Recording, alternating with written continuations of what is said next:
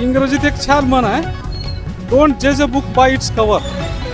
पुस्तकाचं मुखपृष्ठ पाहून त्या पुस्तकाचं जज करायचं नसतं. आणि मुळात अडचण अशी आहे की ह्या पुस्तकात कॉम्रेड पानसरे यांनी सिद्ध करून दाखवलं पुराव्यानिशी की छत्रपती शिवाजी महाराज हे सर्व धर्म समभाव मानणारे होते, सर्व धर्मांना सोबत घेऊन चालणारे होते. ते गोरक्ष पालक नव्हते, ते बहुजन पालक होते.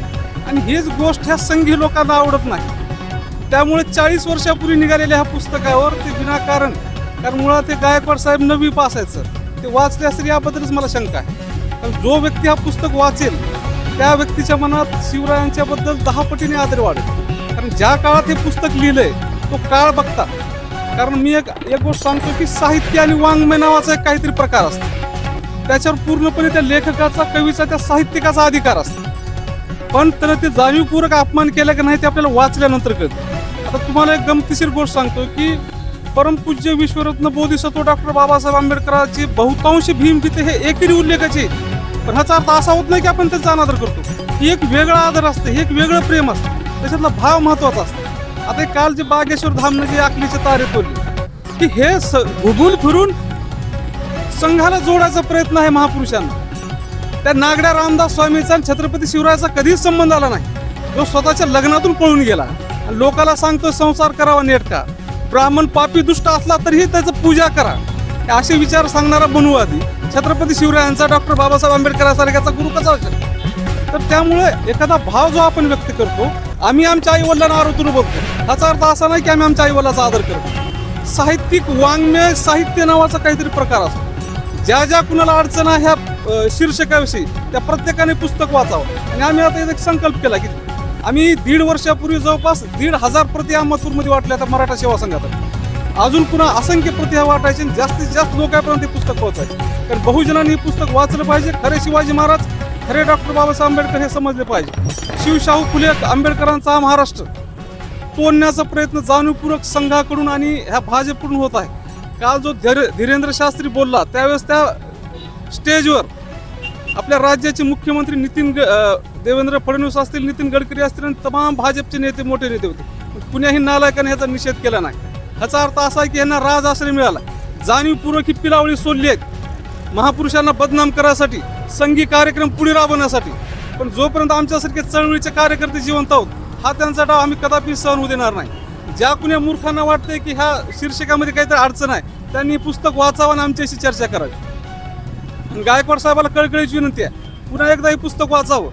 मागे प्रशांत कोरटकर सिंदम यांनी छत्रपती शिवरायाबद्दल गरळ ओकली, त्याचा जाब त्यांनी त्या मुख्यमंत्र्याला विचारला का?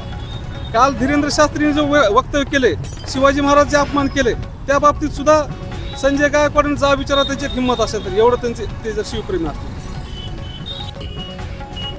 मुळामध्ये महापुरुषांच्या अपमानाची ही जी श्रंखला आहे 2014 पासून मोठ्या प्रमाणामध्ये वाढलेली आहे. आणि आत्ताच नाना म्हटल्यासारखं काल धीरेंद्र शास्त्री जे काही बोलला छत्रपती शिवरायांच्या बाबतीत, त्याच्याबद्दल ह्या गायकवाडांना काही वाटलं की नाही, त्यांनी त्या जाब विचारायला पाहिजे, पत्रकार परिषद घ्यायला पाहिजे, फडणवीसांना जाब विचारायला पाहिजे. अशाच प्रकारचं वक्तव्य रामगिरी महाराजांनी लाल किल्ल्यावरून केलं होतं. त्यावेळीसुद्धा ह्या लोकांना काही वाटलं नाही. आणि माझं तर खुलं आव्हान आहे, ही क्लिप संजय गायकवाडांपर्यंत पोहोचवा अशी माझी आपल्याला विनंती आहे.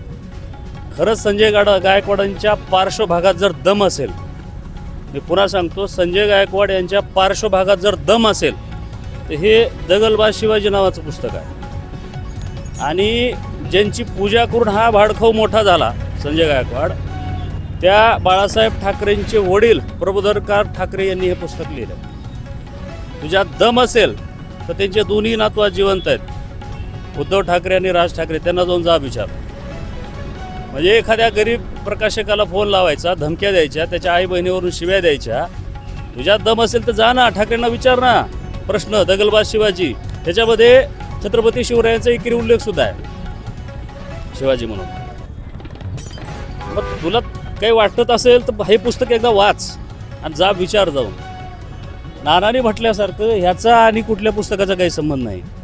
मुळात 1988ला निघालेलं पुस्तक आज पहिल्यांदा त्याच्या हातात पडलं. 38 वर्षानंतर ह्याच्या हातामध्ये पहिल्यांदा हे पुस्तक पडलं, शिवाजी कोण होता. आणि याचं शीर्षक होत नाही. आता ही जे पुस्तक आहे हे 24 भाषामध्ये प्रकाशित झालेलं आहे. आता हे माझ्या हातात जे आहे ते उर्दूमध्ये आहे. आता मी पहिल्यांदाच ही जे वाद निर्माण झाला ही वाचलो. असे 3 गोष्टी माझ्या लक्षात आले की शिवाजी महाराजांचं जे शिक्षण होतं फक्त एका जातीपुरतं नव्हतं. त्यांची तालीमात जे आहे म्हणजे सर्व जातीकरिता होते.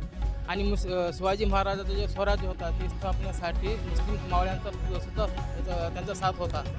आणि शिवाजी महाराजचे जे शत्रू होते फक्त मुसलमानच नव्हते. ही पुस्तक वाचल्यानंतर लक्षात येईल की भाई कोण कोण होते. ही 3 गोष्टी लक्षात आलेल्या आहेत. अजून खूप काही सांगायला. आता त्याच्यामध्ये आपला अकबरला जे आपला औरंगजेबला ज्यांनी ते पत्र लिहिला होता ही असं काही गैरसमज आहे. मुस्लिम समाज पण दूर होणार आहेत आणि मी मुस्लिम समाजापर्यंत असले पुस्तके घेऊन जाणार. त्यांचे शिवाजी महाराज जे विचार आहेत ही प्रकाशित करणार. आज ही आपल्या महाराष्ट्रामध्ये आता महाराष्ट्र सर्व बहुजन समाजाला शिवशाही विचाराची गरज आहे. ही गरज विचाराची आपली म्हणजे नानासाहेब कदम असतील, बागान शेख असतील, ते सर्वांच्या चळवळीमध्ये मी सहभागी घेऊन शिवाजी महाराजांचे विचार जे आहेत लोकांपर्यंत पोहोचण्याचा प्रयत्न करणार आहे. आणि हे पुस्तक एकदम जबरदस्त आहे. आणि ह्याच्यामध्ये छोटे छोटे असे इतके काही आता मी बोलता येणार झाले पण मी 3 तुम्हाला सांगितले की ही आपले जे विचार आहेत ते मुस्लिम समाजापर्यंत पोहोचून जाणार आणि ती गैरसमज दूर होईल. काय भूमिका असणार? बागेश्वर बाबांनी जे आखलेचे तारे तोडले त्यांचं कारण असं आहे सर, परप्रांतीय महाराष्ट्रामध्ये अगोदरपासून येतात आणि आज पण येतात. आणि ते लोक काय करायचे, महाराष्ट्रात पेढे वाटायचे. आणि महाराष्ट्रीयन मी त्यांना विचारायचं की बाबा तुम्ही पेढे का वाटताय, मला मुलगा झालाय म्हणायचे ते लोक. अरे तू तर 2 वर्ष झालं महाराष्ट्रात आहेस, तुला मुलगा कसा झाला. ते लोक म्हणायचे हमारा भाई रहता है उधर. ते लोग काय म्हणायचे हमारा भाई उधर रहता है और हम 3 भाई इधर है, 1 भाई उधर है और 3 भाई कोई बच्चे हो गए, हम इधर पेढे बांट रहे. त्याची पैदास म्हणजे बागेश्वर बाबा आहे. कदाचित नंबर 1ला त्याची जर नसेल पैदास तर आपल्या मिशेवाले एक मामा आहेत, तुम्हाला माहीत आहे, संभाजी भिडे कुलकर्णी, त्यांच्याकडे एक आंब्याची बाग आहे. कदाचित इकडून आंबा आईला पाठवून दिला असेल, तिकडं आईनं आंबा खाला असेल. कदाचित क्रमांक 2ला ती पैदास असेल. नाही 100% हेच असेल. आणि हे महाराष्ट्रातील पुरोगामी चळवळीतील सर्व लोकांनी हेच गृहीत धरावं आणि हेच. आणि दुसरा प्रश्न राहिला, शिवाजी कोण होता. जो 8वी नापास आहे त्याला कदाचित मराठी वाचता येत नसेल. 8वी नापास आहे त्याला कदाचित मराठी वाचता येत नसेल. त्या माणसाने शिवाजी कोण होता त्यांच्या पत्नीला पुस्तक भेट दिलं आणि फक्त नाव वाचलं आणि प्रकाशकाचा नंबर आहे वर. त्यांना 9 मिनिटं 38 सेकंद शिव्यास दिल्या. कदाचित पुस्तक वाचलं असतं तर त्यांची मेमोरी फ्रेश झाली असती, वॉश झाली असती, म्हणजे कदाचित त्यांना महापुरुष कळले असते. आजही आम्हाला बहुजन महापुरुषांच्या चळवळीमध्ये सक्रिय राहण्यासाठी सर्वसाधारण शेतकरी मजूरदार ह्याच लोकांना उतरावं लागते. कारण तर महापुरुषांचं जे बी अधुरं काम राहिले ते काम आम्हाला पूर्ण करायचं आहे. आणि पूर्ण करायची आम्हा सर्वसाधारण लोकांवर ही वेळ का आली. का तर मला कदाचित असं वाटते आमच्या महापुरुषांचे रक्ताचे वारसदार हे जवळपास विकल्या गेलेत. त्यानंतर पक्षाला बांधील आहेत. त्यांचं तोंड दाबून त्यांना बुक्क्याचा मार आहे. कुठलं काही सहन करता येत नाही. सगळ्यात वाईट हे वाटते ज्यावेळेस बागेश्वर बाबांनी नागपूरमध्ये मोहन भागवत, फडणवीस आणि गडकरी होते यांच्या स्टेजवरती ते वक्तव्य केलं. या सगळ्यात अगोदर आपल्याच लोकांना लाज वाटली पाहिजे. कुणाला, फडणवीस, मोहन भागवत आणि गडकरी यांना, ह्या लोकांना लाज वाटली पाहिजे. नाही पण ह्या लोकांनी लाजा विकल्या. 50-50 कोटीला विकून गुवाहाटीला गेले हे तुम्हालाच माहीत आहे. तुम्हीच बातम्या लावल्या होत्या. जय जिजाऊ, जय शिवराय.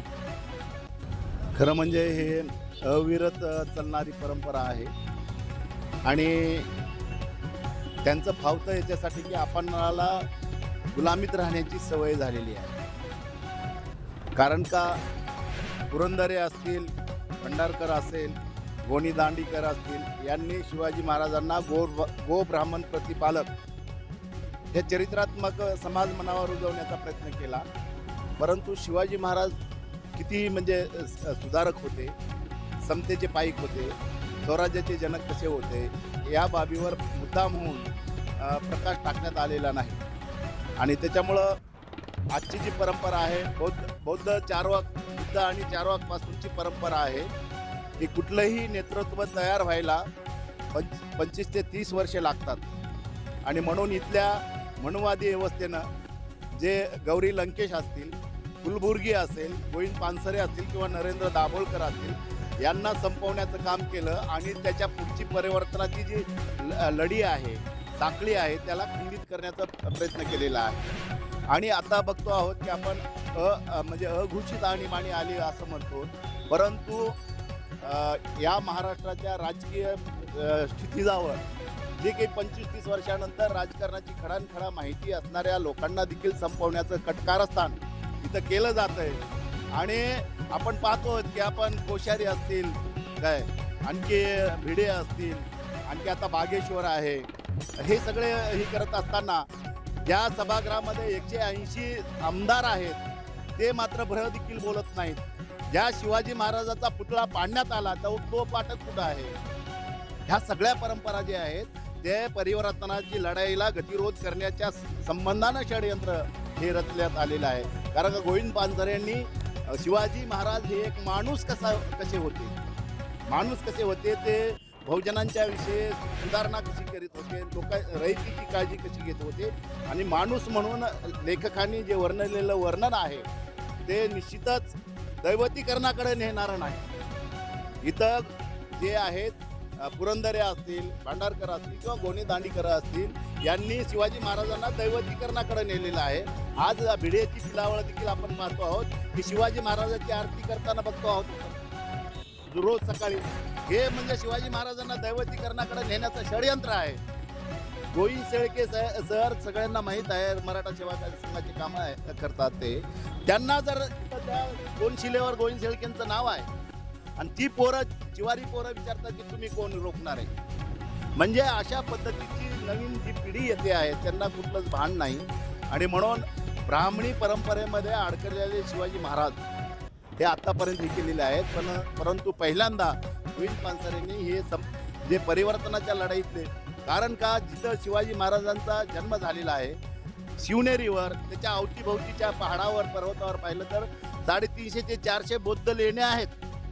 मा जिजाऊंनी जसे बाळ शिवाजींना रामायण महाभारतातल्या कथा सांगितल्या तशा बुद्धकालीन कथा सांगितल्या नसतील का? त्याचाच परिपाक म्हणून संभाजी राजे बुद्धभूषण नावाचा ग्रंथ लिहितात. ही सगळी परंपरा जी तुकाराम महाराजांची परंपरा असेल. आता बघा तुम्ही, तुकाराम महाराजांना संपवण्यात आलं, रैदास महाराजांना संपवण्यात आलं, कबीरांना संपवण्यात आलं. जे ह्या परिवर्तनाच्या लढाईमध्ये समाजाच्या हितासाठी जे पुढे येतील त्यांना संपवण्यात येतं. आणि शिवाजी महाराजांना देखील अशाच पद्धतीनं वार करून संपवण्याचं कटकारस्थान हे करण्यात आलेलं आहे. आणि राजरोषपणे म्हणजे पानसरेचं काय केलं ते तुझं करील, काय झालं ते तुझं पण मी करेल.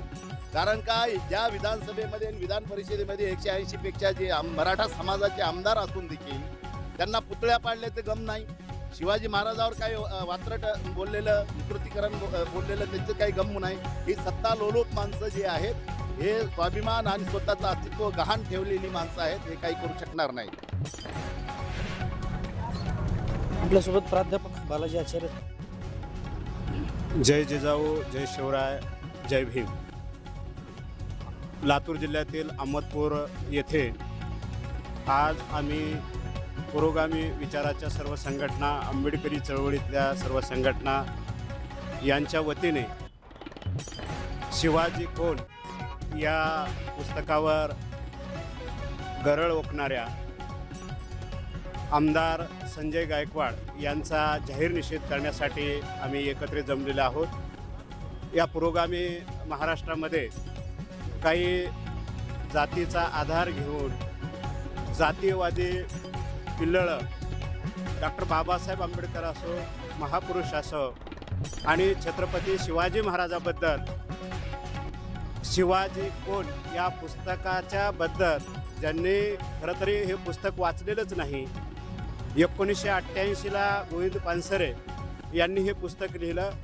मला आंबेडकरी चळवळीमध्ये काम करत असल्यामुळे शिवश्री गणेश सूर्यवंशी यांनी हे पुस्तक भेट दिलं. मी ते पुस्तक वाचलेलं आहे. छत्रपती शिवाजी महाराज हे रयतेचे राज्य होते. त्यांनी संपूर्ण समाजासाठी कार्य केलेलं आहे. आणि अशा वेळी खरं तरी सगळा समाज जागृत होत असताना युवा तरुणाईला मार्गदर्शन करता हिंदू मुस्लिम वाद जो आहे हा मिटवण्याचं या महाराष्ट्रामध्ये हे पुरोगामी चळवळ कार्य करत असताना काहीतरी स्वतःला क्रेडिट घेण्यासाठी या ठिकाणी अशा प्रकारचं प्रकाशकाला बोलून आपलं स्वतःचं व्हॅल्यू वाढवण्याचा प्रयत्न केला जात आहे. परंतु हे कदापि शक्य नाही.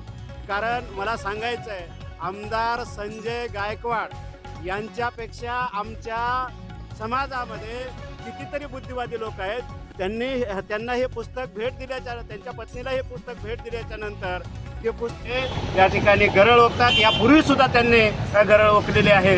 आणि म्हणून हा महाराष्ट्र अशा माणसांना कधीही भीक घालणार नाही. त्यांना त्यांची जागा निश्चितच दाखवून दिल्या जाईल. हे पुरोगामी आणि आंबेडकरी विचारवंतांच्या वतीने या ठिकाणी माझं मत मी व्यक्त करतो. आणि आमदार संजय गायकवाड असोत किंवा महापुरुषांच्या बद्दल जे काही अनादर करतील किंवा शब्द बोलतील त्यांच्याबद्दल मी त्यांचा जाहीर निषेध करतो. जय भीम, जय भारत, जय जिजाऊ.